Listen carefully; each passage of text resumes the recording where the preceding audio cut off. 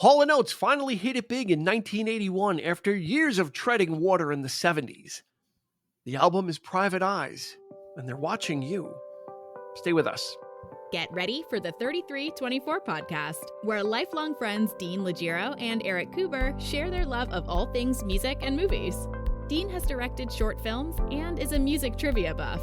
And Eric, trained in audio engineering, brings his extensive knowledge of music and film to the conversation as they discuss, debate, and celebrate their favorite albums, films, and much more. Welcome, friends, to the 3324 podcast. Weekly doses of music and movie goodness, all wrapped in a little podcast wrapper so you can enjoy it when you want to. Right, Eric? It's like candy. It is. Candy for the ears. The rock and roll. Well, we got the right kind of timbre to our voices. I don't know. Yeah, I think over time you've got that silver throated devil you. Yes. Yeah. Getting that microphone technique down. It's only taken us 3 years, but that's true. We've got it. Yeah, we're still honing in on it, but we invite you to join us each week to see how we're progressing and let us know how we're doing. New episodes drop every Thursday, so check those out. If you're watching us on YouTube, give us a like and a subscribe. That helps also. You took the time to watch us. We're looking right at the camera at you, so do us a favor and give us a like and subscribe. That's as far as we're going to go. We're not going to bother you the rest of the show. Maybe at the end. Or maybe not. Hey, you said that. if I start to, Eric will stop me. He'll say, listen, you said don't, and then he'll stop. He'll cut me off. Right. Excuse me. Oh, goodness. I have a little shock ankle collar, so he could just hit the button and zap me, and that was just kind of put me back in line very quickly. So, we're going back to the 80s again. We're digging a lot of the we're kind of mining a certain period, this early 80s, right? Yeah. That we're kind of investigating, and kind of realizing that, and you said it in some of the in one of the other episodes, that the 80s music, there's a certain demarcation point, and the 80s music wasn't really the 80s music that you've kind of, are not thrilled with. That there is a segment of music that was in the 80s that was kind of before that. Right. That was, it wasn't classic rock from the 70s, and it was kind of something different, and we're going back to that little pocket of time in 1981. Yeah, I kind of thought more about it. And I think it might just be too that we were starting to learn music. So, trying to like really dig into and lean into a lot of the stuff, like we've always said, like a lot of these groups just sort of carried over, but yeah, I just have a lot of fond memories of those years. I don't know if that's it. I don't know. I don't know if I could say that the music really was, as good or better than some of the later stuff but it hits home every time. And we've touched upon some really great albums that kind of, once you unearth them again, it's like, I haven't listened to these albums in years. And it's like, we're in a dog's age. Yeah. Cause you get into other stuff over the years and, sadly, an album like this, Hall & Oates, I'm not really paying that much attention to Hall & Oates these days. Yeah, no one. But it's nice. You put it in the rearview mirror. Yeah, let's get started on that. And Hall & Oates is a very interesting case study for the 80s, especially with this album and the album before it, which was Voices. Mm-hmm. And then this album kind of marks a change. And then after Private Eyes, their next album was called H2O, and it really kind of you get to see a band actually on both sides of the law, as it were. So this one was released in September of 1981. There were 4 singles released from Private Eyes. The title track, Private Eyes, hit number 1. I Can't Go For That, in parentheses, no can do, hit number 1. Yeah. Did It in a Minute, hit number 9. So that's 3 top 10s right there. And then the 4th single, Your Imagination, which hit number 33, which I don't understand that, because that song is probably probably stronger than everything except for Private Eyes. That song, in my opinion, as Eric says, in my humble opinion, I think Your Imagination could have been a bigger hit. This album went 1 times platinum, which means it sold 1 million copies. Hall & Oates, 2014 Hall of Fame inductees. Yeah, they got in. As I said in the open, Treading Water in the 70s, they did have 3 hits in the 70s, but they were scattered out. And not enough for their record company to really be satisfied. They had, She's Gone, which is that kind of soulful 70s kind of stuff that, that blue-eyed soul that you kind of, it could have been a soul artist, a Philly soul artist for She's Gone, right? Got that 70s groove to it. Yeah. Sarah's Smile, which was their second hit, and Rich Girl. So they did have hits, but again, it was kind of very sporadic because they were formed in 1970. I think they recorded their first album in 72. Yeah. So 3 hits from 72 to 80 is not a lot, but that was back. We've talked about this too. This was back in that era when record companies would let you put out 3 or 4 duds to kind of get you, with the hope that you're going to get your traction. I would not call them duds musically. I think they're fantastic. Well, they didn't sell well. Let's put it that. They didn't sell well. Abandoned Luncheonette. I'm taking a step back from that. Yeah. I'm taking a step back from that.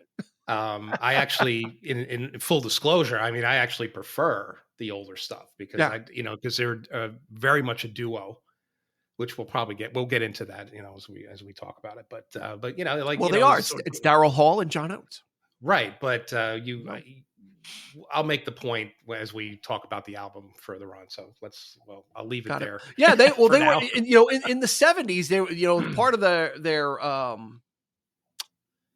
their inconsistency was that they were just kind of throwing a lot of different things at the wall. So they would try folk, they would try rock, they would try different types of genres. Right. So that inconsistency doesn't lead to a career trajectory or any type of path of development. You're just kind of trying different things and seeing what happened. And they would have a smattering of success. So, Abandoned Luncheonette might be an understated classic, but as far as like what the record company was looking for in the 70s, there was nothing that they were doing. Yeah. That was working for them. Like they just couldn't, they'd kind of get a hit and then not be able to kind of capitalize on it. They were just kind of there, And I think at that point too, I'm not really quite sure on this, but they might not have been taken too seriously as an R&B act either, even though they were doing this very soulful Philly type stuff, which in my mind is just as good as a lot of the, the black artists of the time, the groups. And I don't know if they made that transition into R&B at this point. I think it was, I'm pretty sure it was the 80s stuff that really put them there. So they made that crossover into both, the blue-eyed soul, but then, R&B charged the black, on the black radio station started playing their stuff as well. Yeah. But I'm not quite sure about the older stuff, even though it should have been. I don't know. Probably just because I think it's just because they didn't get the recognition. So their previous album Voices had Kiss on My List on it, which was a hit for them. They did a remake of You've Lost That Love and Feeling, which was pretty good for them. Mm-hmm. They had that song You Make My Dreams. Again, some really bouncy poppy stuff. And then they had a song called Every Time You Go Away, which Daryl Hall wrote, which was not a hit for them. It would be a hit a few years later for Paul Young. Paul Young, yes. Would make that, like, everyone's, Paul Young, Every Time You Go Away. That was actually a Hall & Oates song and it sounds very different from the Paul Young version. But I think like you said, like once the 80s hit, I think they kind of found the formula and found the footing and found what the quote unquote Hall & Oates sound would be. Mm-hmm. Because if you look at the Voices and Private Eyes make a really great 1-2 punch listen because they came out within a year of each other, pretty much 80 for Voices, 81 for Private Eyes. And they're starting to work off those same musical ideas, Private Eyes very much is like Kiss on My List, has very much the same kind of that kind of, that kind of piano, that kind of moving piano, the funky piano, it's very much building off of some of the ideas in Voices. So Voices is a great listen. It's got a lot of hits on it. Mm-hmm. And you can kind of see that, like, Private Eyes is like kind of like the coming out party for Hall & Oates. It's like, yeah, okay, I think we've got it now. I think we understand what the Hall & Oates sound is, and here it is. And then this album is just front to back. There's two misses, if you want to call them. They're not really misses. It's nitpicks for me. Okay, they're nitpicks. They're both the John Oates songs that he sings, which is Mano a Mano and Friday Let Me Down. Mm-hmm. The reason being, and for me, I think it's purely a technical thing. First of all, John Oates has a very thin voice to begin with, kind of. There's not a lot behind it. Right? I disagree. No? I think he's got an amazing voice. All right. Well, then let me finish the second part of it then, and then maybe you can tell you. On the two songs that he sings on in this album, they sound underproduced. Like, his voice doesn't sound like it's forward in the mix. It sounds like that I agree with. They will bury him, right? They buried him. It's kind of buried a little further down, so it makes it sound like, okay, why are they compensating because he doesn't have a strong voice? Like, it almost seems like, oh, we're going to kind of put him down in the mix because we're not confident. I don't. You know what I'm saying? Like that. That's what I get from it when I listen to it. I don't think he has the kind of voice that he may not have the range of Daryl Hall. Like, Daryl, his voice actually became stronger, I think, as time went on, because Daryl used to have a very high pitched, sweet voice, and when they sang together, they kind of balanced each other out because John Oates is decidedly lower range. So those harmonies were, but then, Daryl, I guess he had more of the pop rock type of voice, the sensibility of really, the projection that's needed for that kind, the punch to some of this kind of stuff. And John Oates is much more of a soulful thing. And of course, if you're referring back to the way things were recorded in the 70s, where, everything's sort of close to the chest and it's not much production happening anyway. In terms of effects and double tracking and all that, it might be the reason why. I mean, they were very much, a lot of the stuff was just them together, collectively. And then over time, they started using, of course, the tools of the day and the toys. And I think Daryl Hall probably adapted better, or producers who were producing them probably felt that, he had the voice to accommodate that stuff. And and you know what? And it's funny you mentioned the 70s, how it was just the two of them, and that was part of their problem too. I think Daryl Hall said it was that they were always kind of changing focus and changing ideas, that they didn't have a core around them, and what they started to do by the time Private Eyes rolled around is they did like Billy Joel, is they created a core band of musicians. Yes. Mm-hmm. That would understand the music and could execute it. And that was G.E. Smith, although, on guitar, Mickey Curry, who became the regular Hall & Oates drummer, although he plays half the drums on this album with Jerry Marotta. John Siegler plays bass on this album, but right after this, as soon as you see any videos from this album, T-Bone Walk is on it, is playing bass. That, Mickey Curry, G.E. Smith, and T-Bone Walk became like the Hall & Oates band. Like, they were in all the, like, that was all like the core videos of the, and so it became very recognizable, and it became the people that Hall & Oates were comfortable with that could help execute the sound. So that was a very important leap for them. Also, is they're like, we need to get people that are not just kind of session musicians coming in and out and just playing. We want people that are invested in it, and that's how they kind of built out like the rest of the Hall & Oates band. Now let me ask you, here's a little trivia question for you. Mm-hmm. What does Hall & Oates have in common with the Cult? No idea. And I think you know what? I think the drummer might have. Okay. Really? Mickey Curry, the drummer for Hall & Oates, played drums on the Sonic Temple album. Believe it or not, he was the drummer for the Cults for their 1989 album Sonic Temple. And that's when they re-recorded the album, right? No, that was the one after. That was after Electric. Yeah, that was Electric was that album.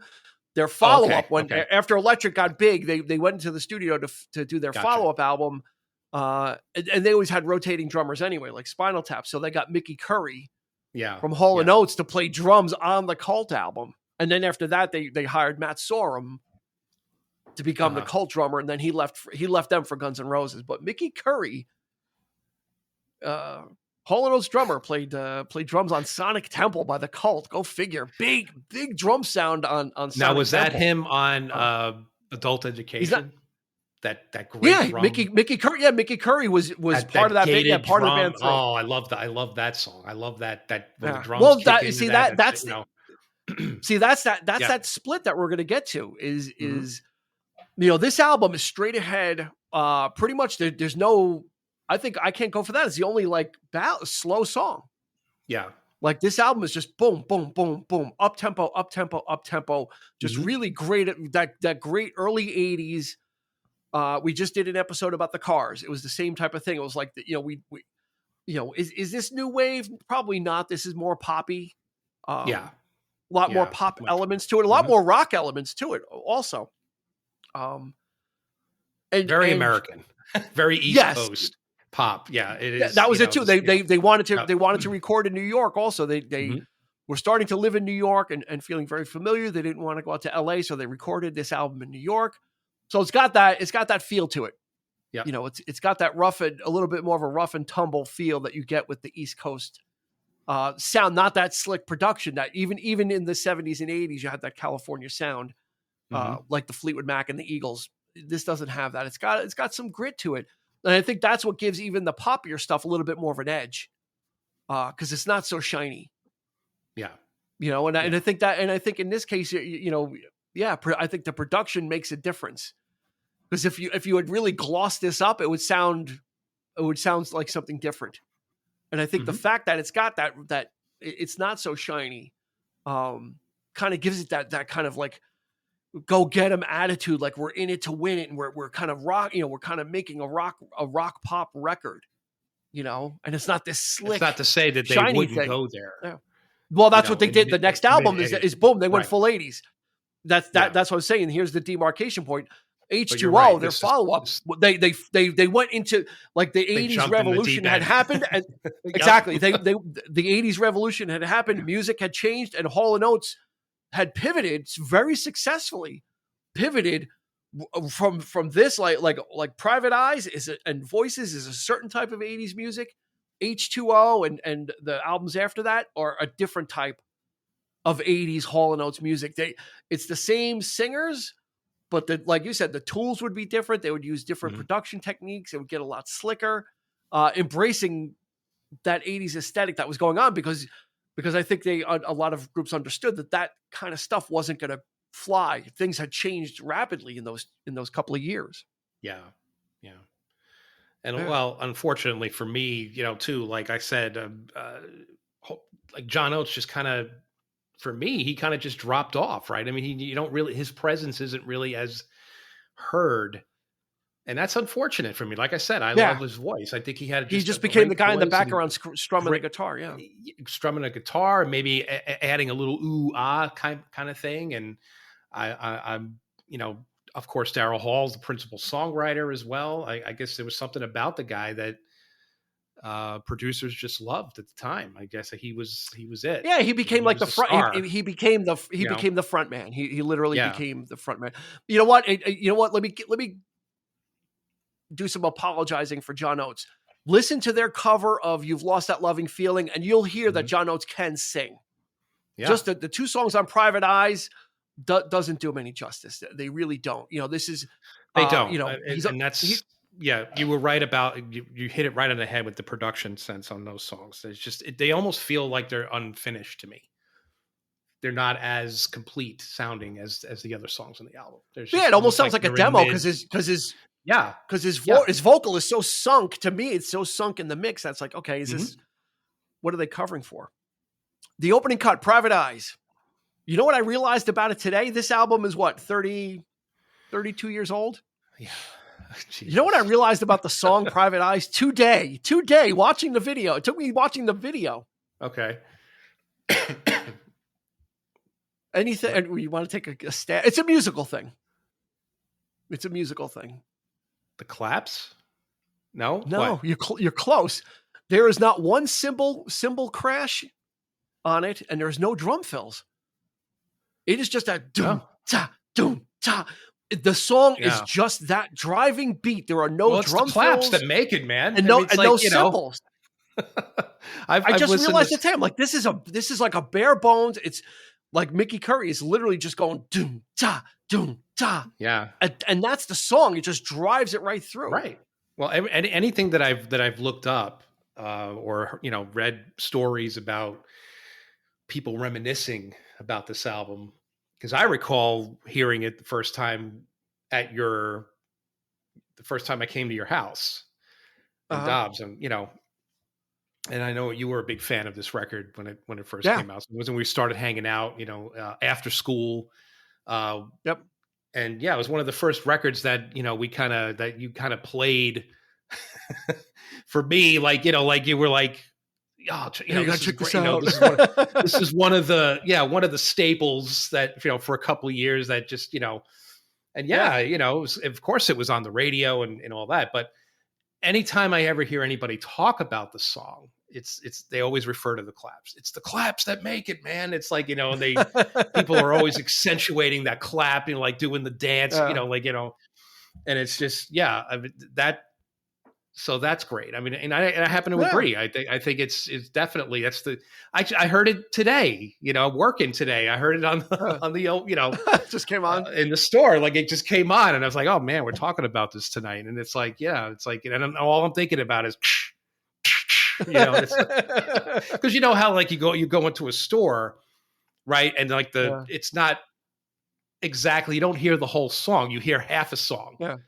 Right. Yeah. You go one down in one part of the store, they're playing like that side of the store has that speaker where you don't hear all, the different parts. And all I heard was the clap, all the right parts, just the claps and the percussion and, so it's, but it's that's just funny. It's like, because that's the first thing that people point to when they talk about that song. Yeah. Yep. 32 years it took me to realize there's not one cymbal crash or not one drum fill on it. It's just a straight ahead, just a very simple song. There's not a lot to it. There's just some of that like kind of, I call it like barrel house piano, but I don't know what it is. It's that dun dun dun dun, like that kind of piano keyboard that I think a lot of drummers were also experimenting with that too. It was like playing very simply, only what's needed. Experimenting more with sound rather than just doing this whole fancy jazzy type of stuff that kind of went away with the emergence of the 80s too. It was more about the effect, the relentlessness of something. Drum machines were a thing. Just the steady, the steadiness of it. Just the steady. Of course, we always talk about Peter Gabriel and his first few albums. No, there's no brass at all. There's no cymbals at all. It's just drums, just that primal. And that's Jerry Marotta. Wasn't Jerry Marotta playing with Gabriel? Jerry Marotta playing with Gabriel and Larry Fass both played with Gabriel. Yeah, yep. Through the 80s. So Jerry Marotta was on this album, and it was also playing with Gabriel too. So a lot of these guys were kind of getting around, and Mickey Curry with the Cult. So these guys were kind of just really spreading their wings also, and kind of getting different looks at music. And then, of course, you got, I Can't Go For That, No Can Do. I think that one was a crossover. I think that was the crossover hit for them. Was number one on the pop charts, and then also number one on the soul chart also. Yeah. Which hadn't happened. It hadn't happened. It's a rarity that happens. And I don't think it had, I think it happened in 1982 when they finally got around to that, like kind of making its way up the charts. I think, like you say, it's like it's been sampled to death as well. I know I've heard, rap sampled, artists, sampling and stolen when they were doing the session for We Are the World. Hall and Oates were there, and Michael Jackson. And Michael Jackson said, I took the bass line for that for Billie Jean. I'm not surprised. And Daryl Hall said that's okay because I stole it from someone else. It makes perfect sense because if you really put those two songs together, you got a hell of a mashup right there. I mean, I'm sure. It's got the same. If you think about the beginning of I Can't Go For That, that the bass line, and then you think about Billie Jean, it's got that same kind of moving bass line. Very interesting. Yeah. And you know what? The funny thing is Hall & Oates, at this point, I think after this album, they had like 5 number ones in the 80s after this album. They were on track to be, and you look at everything else that happened afterwards, they would have been the biggest act of the 80s if it wasn't for Michael Jackson. Yeah. Because there was no one else. Like as soon as Thriller came out, there was like the 5, the 3 or 4 number ones, and then Bad. Hall & Oates was the only other band from the beginning, because they had the beginning of the 80s. They had a number 1 with Kiss on My List, got 2 more off of this, and then would continue to get more number 1s throughout the 80s with their other stuff and other chart hits. It was theirs to lose. It was theirs to lose until Bad came out, and then once Bad came out, like Michael Jackson just kind of took the reins from them. But it was an amazing thing that really that like the 80s was like it was their decade to do it. And they pretty much did it all right on the backs. Like I said, this album, even the clunker, even the John Oates stuff, it's listenable. It's just, for me, I'm just being nitpicky. Some other people are like, I don't notice anything, but I'm being nitpicky about it. But this is just jumpy, catchy pop songs through and through. Like I said, I can't go for that. It's the only slow song. A lot of this other stuff is really kind of it's got some bite to it. The non-hit stuff, and I think that's probably what I liked about it. Is there's no slowdowns on this album. It kind of goes from one listenable song to another, all in the same. If you like Private Eyes and you like that kind of stuff, you're going to get more of that on this album. I think that's I think that's the message. Well, Did It in a Minute. It was a great one too. And that became, I first heard that, I was like, don't recall it being or seeing it as a single, or wasn't paying attention to the way it was charting. It was more like it got a lot of airplay. I recall. It's like, just one of those like sort of staples at the time that, and I love hearing that. And today, I'd like, you always hear Private Eyes. You always hear, I can't go for that. Yeah, you always get, But when I hear Did It in a Minute, I'm like, okay, now we're talking. Because that's almost like a lost 80s. It's like a lost 80s hit. That's right. Yeah. Yep.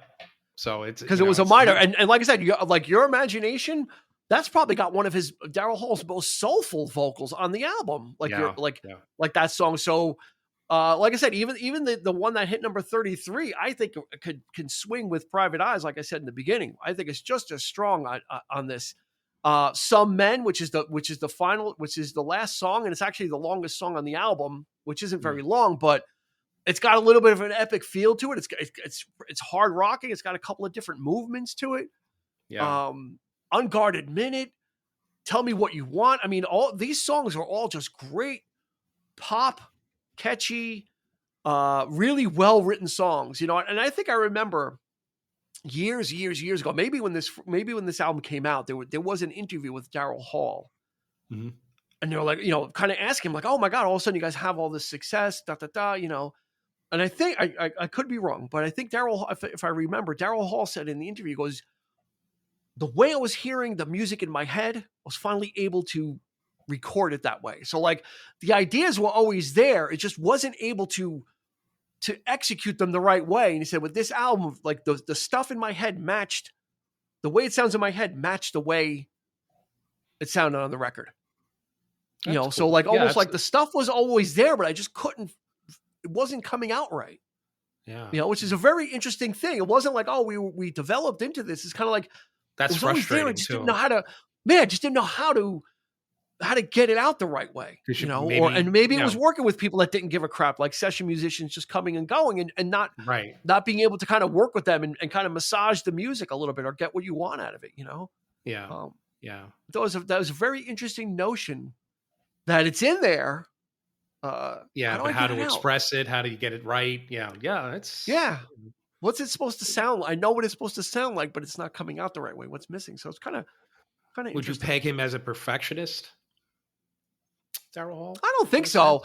I think he just kind of had the idea swirling and just couldn't figure it out, because on this album, they do a lot of co-writing with Sarah Allen, who the song Sarah Smile was written about, and she ended up dating Daryl Hall.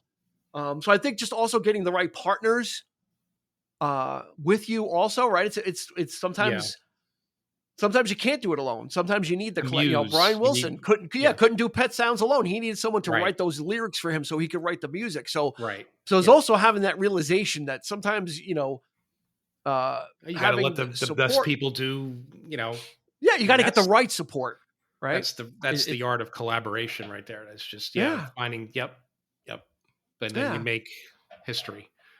Yeah. And then there was that big thing in the 80s with Hall & Oates when they did that concert with the Temptations. Right? It was the Temptations? Yeah. Where they did My Girl?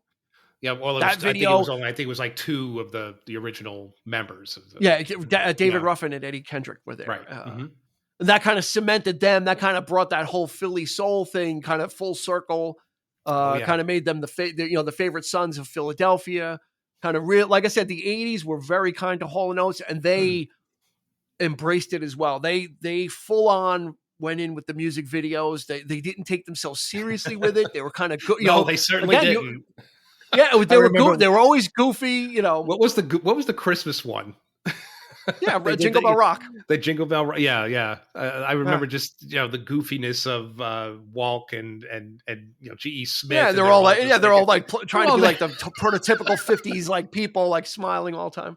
The funny thing with Jingle Bell Rock is they actually recorded that twice. They recorded one with a Daryl Hall vocal, and then they recorded one with a John Oates vocal. Okay. So sometimes you hear when the Christmas music comes around, sometimes they'll play the Daryl Hall one, or sometimes they'll play the John Oates version. It's the same exact production in the background, it's just the vocal was done. Yeah. They each did a vocal. So he's John Oates. Question for you. Okay, go ahead. Yeah, no, and again, his vocal is thin on that too. So I kind of, I think it's not him. I just think it's probably the production that's happening. Well, he's decidedly he's the Garfunkel of the two, right? I mean, they even made a comedy show, right? That Garfunkel and Oates. Garfunkel and Oates with the two. And he looks like Baba Booey from Howard Stern's show. He looks like Gary Delabate. So that was also a running thing too. With that big, he's got that caterpillar mustache. Right. Like that's such a holdover. That porn stash was such a holdover from the 70s, and he's the only guy in the 80s that was recognizably John Oates. Yeah, like that is John Oates. He's got like that young puppy dog face, and that caterpillar mustache, and that now he looks like something out of a Robert Rodriguez film. If you look at him, he's got the wet. His hair always looks wet. It's wet. It's always like a product in it. Yeah. I don't know. John, and he lost the mustache. That's like the trademark. It's like I'm sure he got tired of it, but you can't get away from that. You're John Oates. That's what it is. So your question.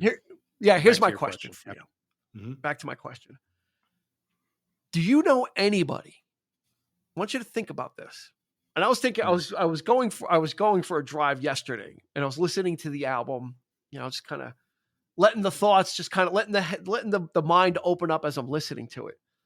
And a question came to my head, and I thought about the answer, and I'm going to ask you, and maybe we'll ask everybody out there too to let us know on social media. Do you know anybody that doesn't like Hall & Oates?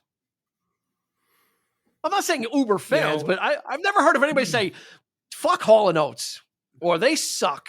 Like, I've never heard anybody, like, people may not care. I've never heard people actively say, oh, they suck. I hate them. I can't stand Hall & Oates. I've heard people poke fun at them, but I think deep down, no, but then again, I never really thought to ask, or I never had a conversation. It could be that too, until now. But now that now that you bring it up, you're probably right. I think we need to start asking. I think we need to start asking. Maybe that we meet. Do you like Hall & Oates? Tell me, do you like, sir? Thank you for bagging my groceries. But do you like Hall & Oates? Break out the mic on the street. There you go. Or when you're ordering food. Oh, here's your quesadilla. Oh, thanks. Hey, by the way, do you like Hall & Oates? Do you like Hall & Oates? Some people are probably like, who the hell is Hall & Oates today? Well, that doesn't count as they dislike them. Then I'm like, I don't know anybody that actively says like, I hate Hall & Oates. You get people, the Beatles. I hate the Beatles. Are overrated. They suck. Or I hate Nirvana. I hate the ground. I hate disco. Nobody hates Hall & Oates. Universally liked. Everybody but then likes again, Hall & Oates. I would argue they're like the uncle. They're like the uncle that everybody likes. Well, yeah, but I would argue too that Hall & Oates probably isn't taken as seriously as the Beatles or not the question. It's not the question. It's not. I would probably put put Hall & Oates up there with somebody like the Bee Gees or a band like that, where people like, of course you love them, but it's like, some people hate the Bee Gees. I don't mean. I've never heard anybody say they hated the Bee Gees. I've people that don't. Yeah, I don't know. Bee Gees and Hall & Oates. Who do people hate more? Bee Gees or Hall & Oates? That's a good. Yeah, let's put that. That's what's called an imponderable. We're gonna do an episode of imponderables, questions that have no answer. And the first one is, who do people hate more, the Bee Gees or Hall & Oates? Yeah, I was driving and I couldn't stop thinking. I'm like, I don't know anybody that says they don't like them. I'm sorry to belabor this point, but it just seems like who has a bigger. It has nothing to do with it has done it like they're very popular. Hall & Oates are big. They were huge in the 80s. So I'm curious. People from that era, I'm curious to know too whether is it women or men that like Hall & Oates better. I think everybody likes Hall & Oates. I think everybody just enjoys Hall & Oates. Because of the guys, the goofy videos, and it was fun to watch, and the music is catchy. So there was never any, it was just kind of like, oh yeah, Hall & Oates, leave it on. It's fine, right? Yeah, I mean, they're not changing the world. It's not like listening to something, but it's like, yeah, that's fine. Yeah, Hall & Oates, leave it on. It's okay. Mm-hmm. I think that's where they fall. I think they're like the good guys of rock and roll. I think they're kind of like. Right? It's like kind of everybody kind of rooting for him. Well, now Daryl Hall, though, I mean, he is sort of like, I think he's kind of trying to pass himself off lately as like a Dave Grohl type now, where he's like playing with everybody in his, what's that show that he has, Daryl Hall's House or whatever, like everybody comes to his house. That's right up in, it's in Westchester County. Yeah, that's his club. From all walks of music, right? I mean, he's playing with like, metal acts and grunge artists and, and doing actually a pretty damn good job of keeping up with some of these people too, from what I've seen of it. I haven't seen, I'm not an avid watcher. Yeah. He's so for those that don't know what Eric's talking about, is Daryl Hall has a venue called Daryl's House, and it's a club, and it's a restaurant. It's a club.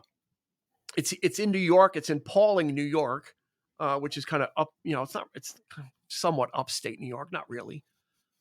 It's like an hour. I could be there in like an hour and change from me. And they get a lot of acts there. They get a lot of acts, musical acts that play there. But then he used to have a show like on, I forgot what channel it was on. It was called Live from Daryl's House. So he would VH1 or one of those, and like Joe Walsh would come, and Joe Walsh would play, and then Daryl Hall, they'd play a Hall & Oates song, and then they play a Joe Walsh song, and Daryl Hall would sing some of it, and they would do that with all these different types of new acts, older acts. Tommy Shaw became one. So they did Styx, they did Blue Collar Man. Just kind of keeping himself relevant through this venue of inviting people to come and let's play some of your songs. Let's play some of my songs, which is kind of a fun thing. It's kind of a, it really is. Yeah. It's actually, but he looks really so different now. All of a sudden he looks like Ron Perlman. All of a sudden, like Daryl Hall has this like giant jaw. It looks like something happened to him. Like it's got a beard. It looks like he like walked out of the wilderness. He's like Jeremiah Johnson or something. Like, what the hell happened to this guy? Yeah, both of these guys did total makeovers. He used to be very clean cut and very sort of stylish with the 80s and the hair and the blazer. The blazer's wearing the t-shirt underneath and the blazer and the hair coiffed. Yeah, now he looks like more or less a reject from the 70s. Shit looks like a shit kicker. He looks like one of the guys in the beginning of Terminator 2 in the bar. I need your clothes. And your motorcycle. And your keys. Oh, man. Yeah. Hey, they just don't want to, fade roll out, with the changes, I guess. That's right. Yeah. Roll with the changes. It's all good. Yeah. Like you said, they would follow up Private Eyes, which is, again, this is the demarcation point. H2O would come out a year later. These guys are, if nothing else, they're prolific. you know, and you start, here's where you started to hear like I think the lead single was Man Eater. Doom, doom, doom, doom, doom, doom, like already it's got like a different sound to it. That song Family Man, right? Which has that 80s sound to it. And then One on One, which is kind of like their I can't go for that kind of thing, like one on one, you know. Yeah. So that, but the sound was decidedly different. You mentioned Larry. Did you mention Larry Fast? Yes. Yeah. He's on H2O synthesizer programming. Yeah, he plays on Private Eyes as well. So you see, he does not play. Mickey Curry plays drums and percussion, but Larry Fast does synthesizer programming on that. Yeah. And then John Oates plays a Roland CR78 and a Lin LM1. So you see, they're getting away from that electric piano sound. You know, still Hall & Oates, but like you said, using the tools of the day. And then they would go even further. That was there were 4 singles from that. They would put out a greatest hits. 84 they had Big Band Boom, which was Out of Touch, which I like that song. You're out of touch. And then Method of Modern Love. Some Things Are Better Left Unsaid.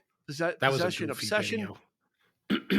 Method of Modern Love. That was a goofy. When they're falling up, when they're on the clouds and they're like falling through the cloud. I mean, again, you know what? They leaned into it. Who thought of this shit, man? Like, who came up with these concepts? I don't know. Back then, you know, and then 88 they had Ooh Yeah, which was Everything Your Heart Desires. I had that song, Everything Your Heart Desires, and I think Downtown Life might have been a minor hit. That was it for the 80s. Then in the 90s, they started falling off. Yeah. Hit number, you know, their first album of the 90s hit number 60 on the charts. Trying to hang in there, and then just they were sliding. Ooh Yeah hit number 24.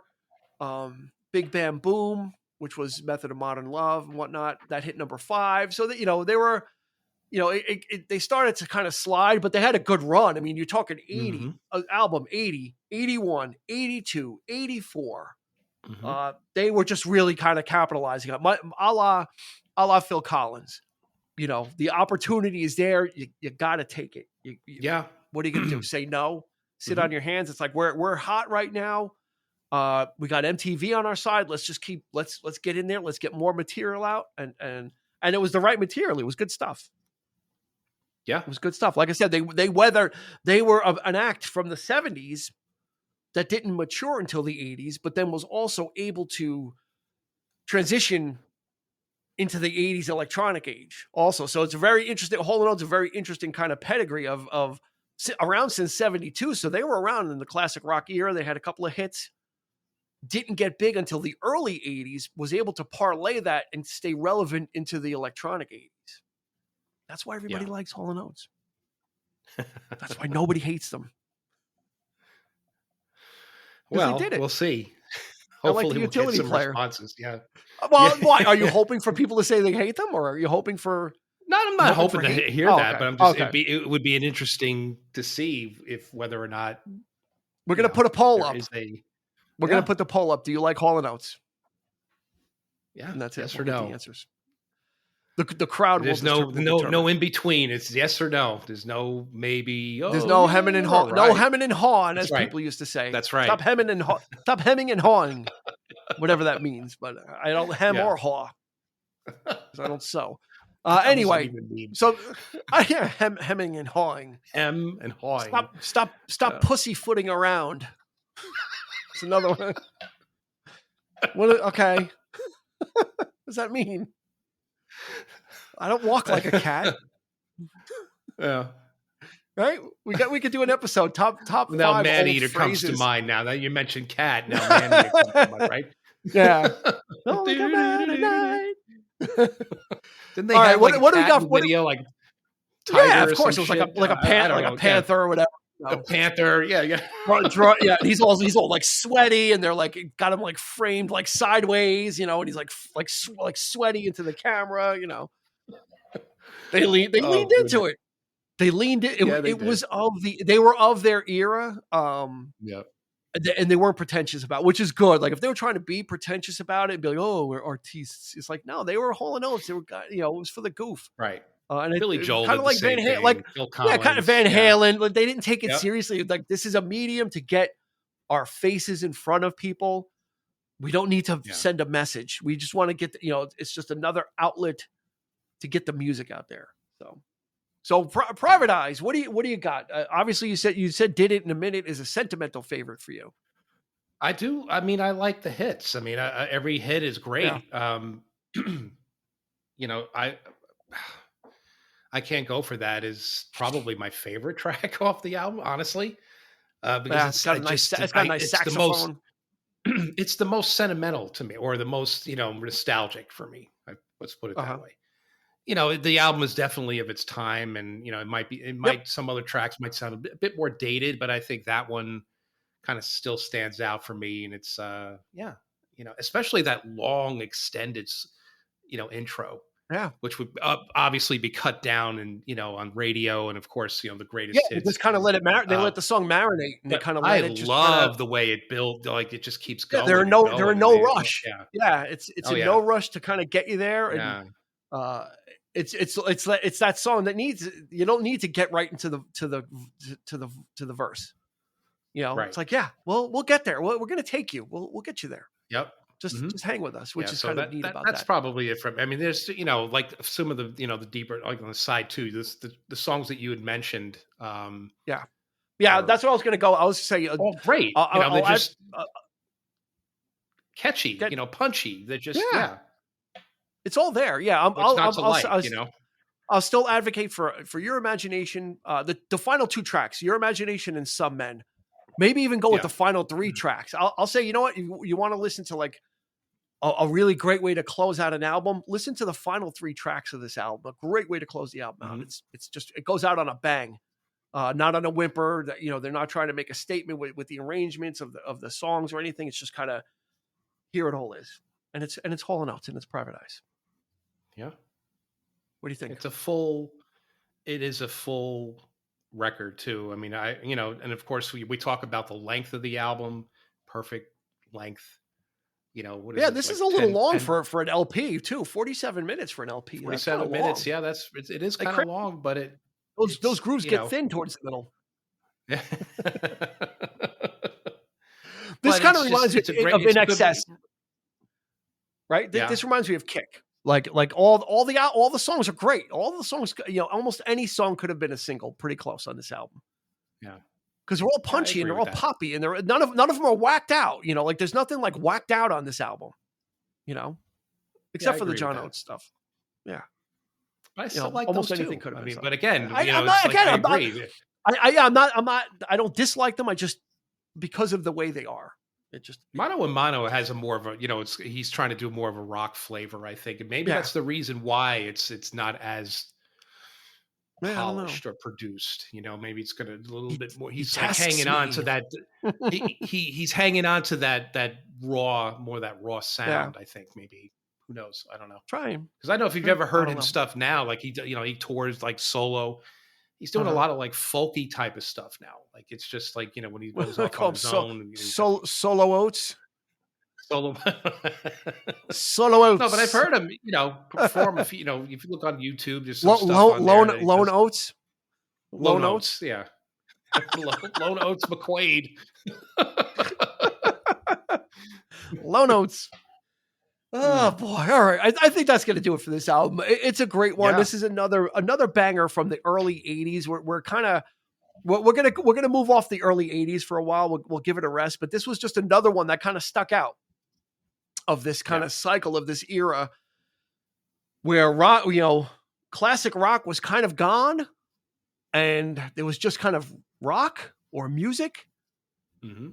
And that digital revolution was on the horizon. So there's this little like 80 to 82, maybe a little 83, where there was just kind of this little pocket of music that really defied, when we talk about the 80s music, or anybody talks about the 80s music, you don't think about this kind of stuff, but there's a little pocket of music that was being made in the early 80s that kind of defied, it was defied impressionable. description. Yeah. It definitely left a good big stuff. impression on me, growing, and I'll defend it to the, to the end. I mean, that was our coming of age time of You'll getting fight to into the stuff. last. Fight to the last. These albums will always have a special place in my heart for, Absolutely. This was one of my favorites back then. Yeah. I played the shit out of this on cassette. It was just constantly looping. So, excellent. Awesome.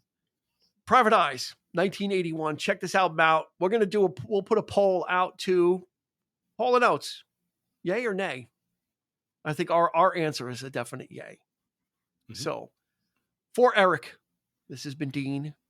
We'll catch you on the flip side. You've been listening to the 3324 podcast with Dean Legiro and Eric Kuber. You can find us on your favorite podcast provider, so please like, subscribe, and rate to become a part of the 3324 family. Your feedback is important, so make sure to follow us on Instagram and Facebook at 3324 podcast and on Twitter at 3324p to join the conversation.